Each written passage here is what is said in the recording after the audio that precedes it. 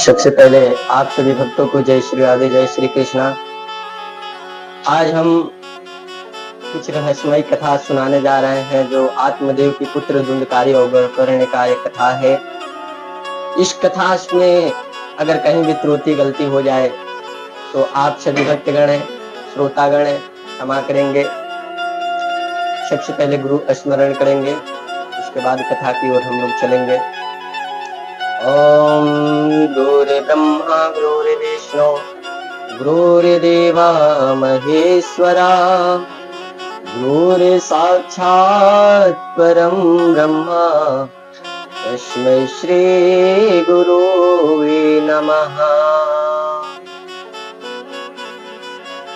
शुक्लां ब्रह्म विचार सार परमा माद्यां जगत् व्यापणे वेणा पुस्तक धारणीमभयदा जाड्यान्धकारापहं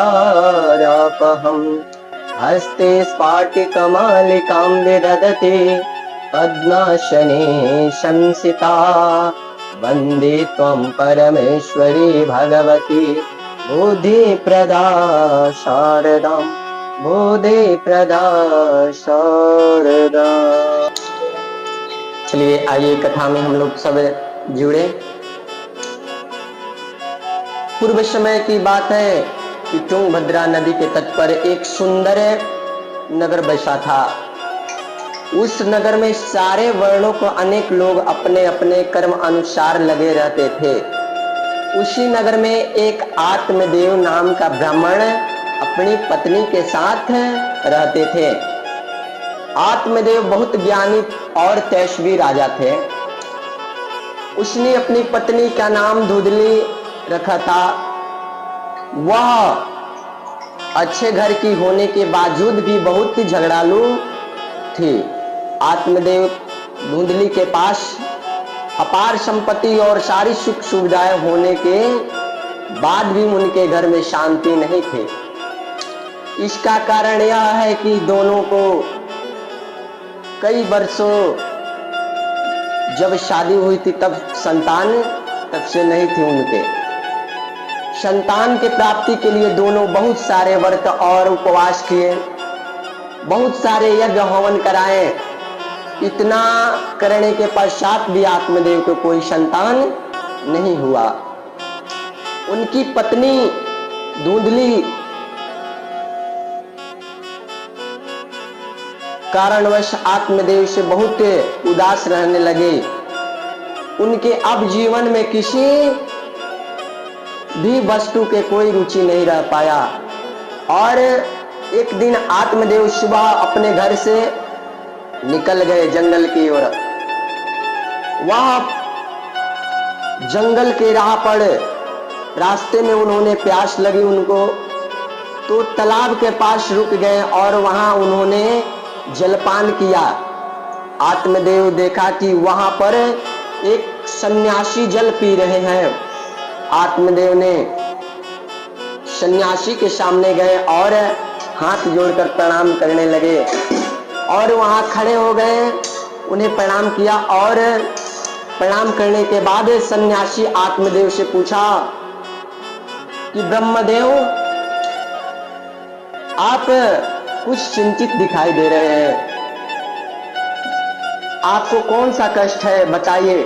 सन्यासी बातों को सुनकर आत्मदेव से कहने लगे, मेरे पास सब कुछ है, धन संपत्ति सुख सुविधाएं की कमी नहीं है। मुझे केवल एक ही दुख है कि संतान नहीं होने के दुख है। संतान व्यक्ति का व्यर्थ ही माना जाता है। बिना संतान के सुख संपत्ति कोई उपयोग का नहीं है, क्योंकि अगर संतान होती है तो धन संपत्ति उसे दे सकते हैं और उसके माता पिता को सुख प्राप्ति होती है। यह इसलिए मैंने संतान की प्राप्ति के लिए बहुत यज्ञ और हवन कराए, दक्षिणाएं भी दी, किंतु फिर मुझे कोई संतान नहीं हुई। भगवान ने आत्मदेव की बातों को सुनकर सन्यासी ने कहा, ब्रह्मदेव, आप क्यों इतना गृहस्थ जीवन में ज्यादा सुख दुख पाना चाहते हैं? मनुष्य को चाहिए कि वह विरस्त रहने को चेष्टा करें पत्नी पुत्र सबसे जीवन में कष्ट मिलता है, गृहस्थ को सुकून से मिलाता है। वह दक्षिण की साक्षात सुख केवल विस्तार मनुष्य को मिलता है, क्योंकि वह स्वतंत्र गृहस्थ मनुष्य को सदा प्रधानित रहना पड़ता है। इसीलिए संतान की प्राप्ति के मोह में त्याग और अपने घर को जाकर सुखपूर्व अपना जीवन को व्यतीत करो। सन्यासी की बहुत समझ आने पर आत्मदेव कुछ ही समझे, और क्योंकि संतान प्राप्ति के मोह में मन को बांध लिया था,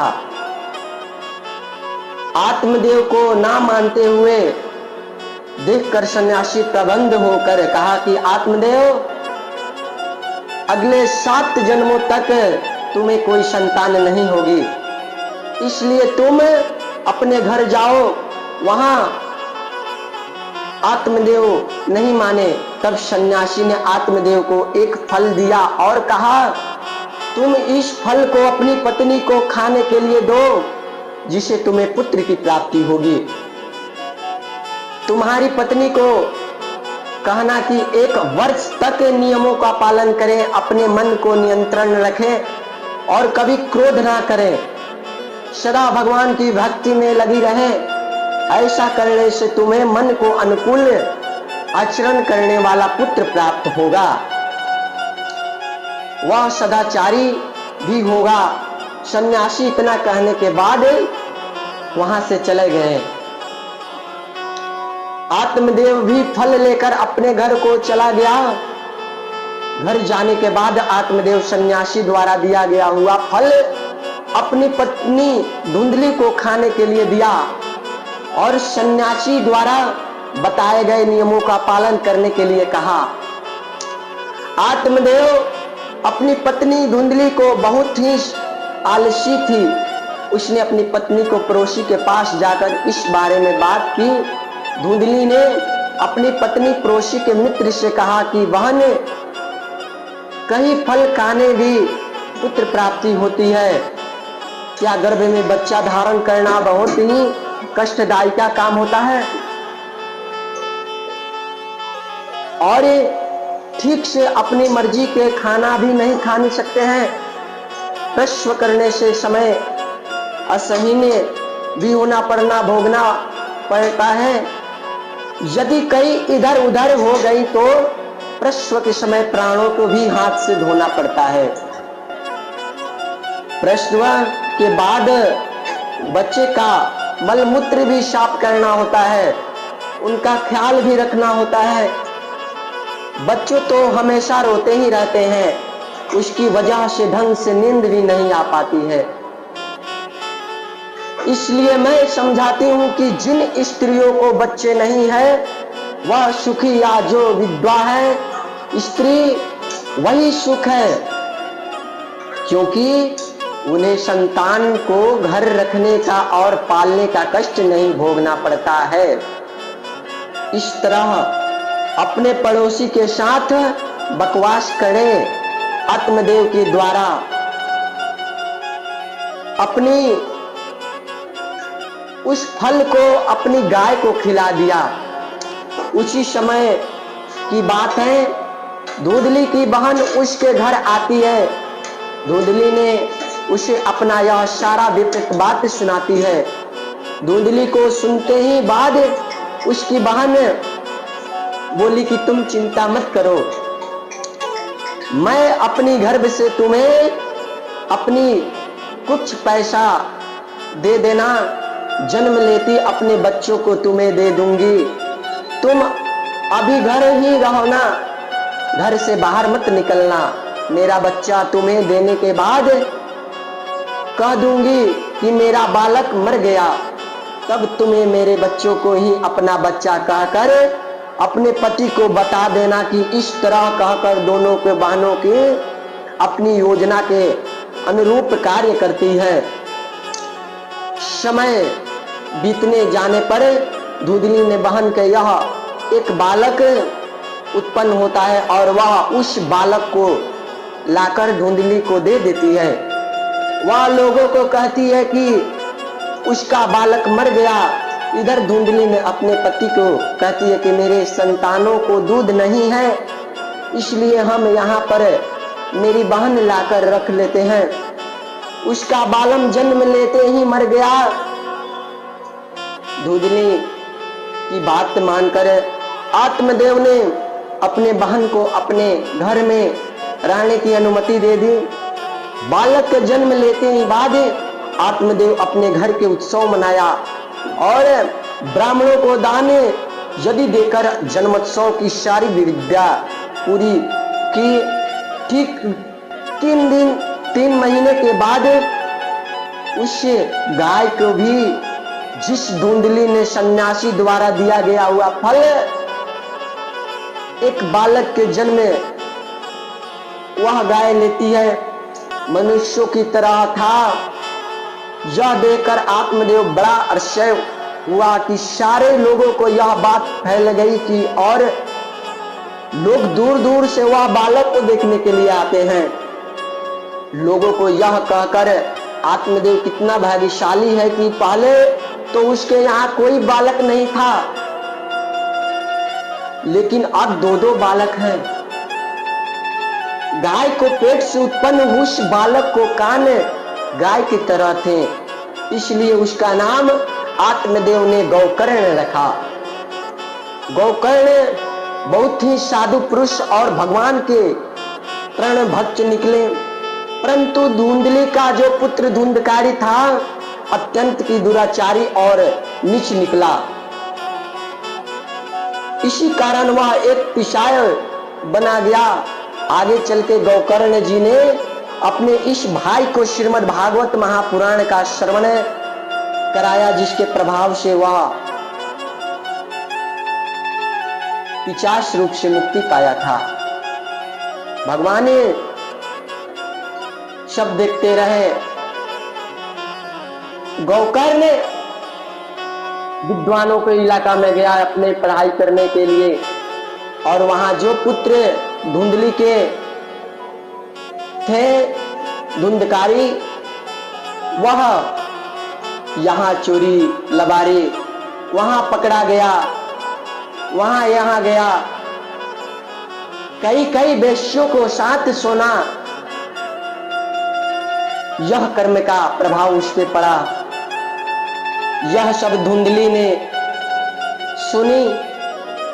एक दिन क्या हुआ कि धुंधकारी के पास कुछ भी नहीं था। वह आया अपने माता को बोला कि माता मुझे कुछ पैसा चाहिए। माता ने बोली कि क्या करोगे पैसा। धुंधकारी ने बोला कि मुझे कुछ काम है। माता ने थोड़ा सा बोली कि नहीं है पैसा। धुंधकारी ने मारने के लिए उठ गया और जो नाक में सोने का पेनी थी वह नोच लिया। धुंधली ने बहुत रोई कि कैसा लड़का है कि ये इस पे भगवान का प्रभाव नहीं पड़ा, और वह गाय का बच्चा कैसा है कि वह विद्वानों के इलाका में विद्वान बन रहा है, और यह कैसा लड़का है। धुंधली ने घर को छोड़ दी और जो आत्मदेव थे वो जंगल में निकल गए। कुछ दिन बाद धुंधकारी ने अपने घर में 5 वैश्यों को ले आया और बहुत सा धन चुरा चुरा कर वहां वैश्यों को साथ रखा था। इससे वैश्यों ने बहुत धुंधकारी को मानने लगी। प्रसन्न हुई कि अरे कैसा लड़का है कि अपने माता पिता को घर से बाहर कर दिया और हम लोग को धन दे रहा है।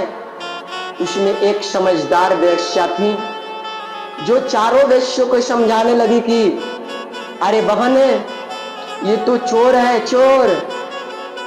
अगर हम लोग इसमें रहेंगे तो हम लोग भी पकड़े जाएंगे, मारे जाएंगे, लोग हम लोग को भी बुलगा देगा यहाँ से। सभी वेश्यों ने एक साथ मिलकर उसका धन ले लिया और धुंधकारी ने शराब पीकर रात को आया, अपने खटिए पर सोया। सब वेश्या ने मिलकर उसे बांध दिया उसी खटिया में रस्से निकालकर, और वह धुंधकारी चिल्लाता रह गया। उसी में उसका लाश को वही घर में गाड़ दिया और सब देशियों ने वहां से भाग निकला। कुछ दिन बाद उस घर में झोले मकड़े, कीड़े पतिंगे उड़ने लगे, घास फूस जमने लगे। यह बात गोकर्ण को पता लगता है तो वह अपने घर को आते हैं। जब वह घर अपने आए तो गांव वाले ने अब सब बात बताई गोकर्ण जी को। सब प्रणाम पाती किए गोकर्ण जी, क्योंकि विद्वान थे। अब क्या हुआ कि गोकर्ण जी अपने घर को देखे तो बहुत दुखी मन से देखने लगे कि क्या एक समय था, यह घर मंदिर के जैसा था, अब यह समय कैसा आया कि इसमें कीड़े मकोड़े उड़ रहे हैं। गोकर्ण जी को रात में वहां गए, साफ सुथरा किए, और जब अपने खटिये पे सोने के लिए जा रहे हैं, एक मोमबत्ती जलाते हैं और उसके नींद नहीं आती है। गोकर्ण जी बहुत सोने की कोशिश कर रहे हैं, फिर भी निंद्रा नहीं आती है। वही खटिया पर बैठ के भगवान का नाम स्मरण करते हैं। तब उनका भाई प्रेत के साया में वहां आता है, कहता है मुझे मुक्ति चाहिए, मुक्ति चाहिए। यह सब बात बताया। अब गोकर्ण जी को बहुत दुख हुआ कि क्या हुआ इस पे, अब क्या करे, इसका आत्मा को शांति प्राप्त हुआ, कैसे होगा। गोकर्ण जी विद्वानों के इलाके में गए, उनसे पूछे, बहुत से विद्वान नहीं इस बात को समझ पाए, कहे कि वह उसी तरह रहेगा।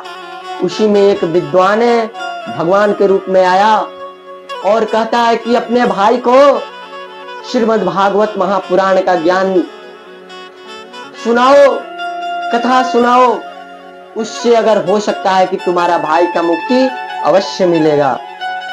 यह बात है गोकर्ण जी समझ गए। सभी विधि विद्वान जाने, अपने मुड़ी पे खड़ाओं को रखकर बहुत बहुत दूर नगरी में जाते हैं। कहते हैं मेरे यहाँ श्रीमद् भागवत महापुराण का आयोजन रखा गया है, आप सभी उसमें आमंत्रित हो, आमंत्रित हो।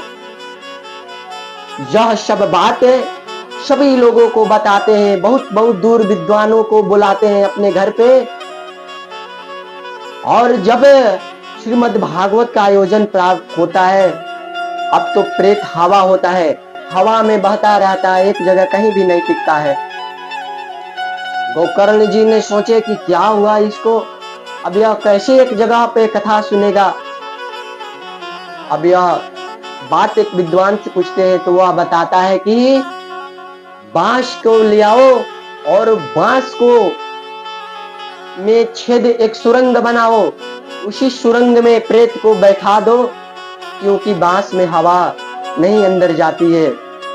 प्रेत ने वह बांस पे बैठा 7 दिन का सप्ताह ज्ञान यज्ञ श्रीमद् भागवत कथा का सुनने के लिए वह प्रेत उस बांस में रहने लगा।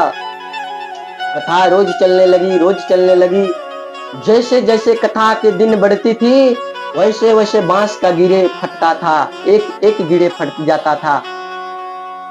अंत में वह श्रीमद् भागवत कथा सुन लिया और उसका मोक्ष की प्राप्ति हुआ। गोकर्ण जी से बहुत से प्रार्थना उनके भाई धुंधकारी ने की है कि भैया आज मुझे मुक्ति मिल गई। उसको ले जाने के लिए एक श्रीमद् भागवत महापुराण सुन लिया था तो वह उतना पाप किया था, लेकिन उसके ले जाने के लिए बैमान सीधे भगवान बैठाए थे। बैमान में धुंधकारी गया ऊपर स्वर्ग में, क्योंकि वह श्रीमद् भागवत कथा सुना था। इसलिए आप लोग भी पाप नहीं करें, सदा धर्म के मार्ग पे चले। जैसे जैसे धर्म करेंगे वैसे वैसे आपका कर्म बनता रहेगा। भगवान कर्म के प्रभाव से प्रसन्न होते हैं, अपने भक्तों द्वारा गलतियों को क्षमा करते हैं। इसलिए आप भी श्रीमद् भागवत कथा का सुने, स्मरण करें और सभी भक्तगण प्रसन्न होके, या कथा आप लोगों को अच्छा लगी हो तो कमेंट में बताएंगे, क्योंकि मैं कोई विद्वान नहीं हूँ या आप लोग को विस्तार से बता सकता हूँ। मुझ में जितना ज्ञान है उतना ही मैं आपको समक्ष करता हूँ। अगर हमसे कहीं भी त्रुटि हो जाए तो आप कमेंट बॉक्स में जरूर बताएंगे। जय श्री राधे, जय श्री राधे।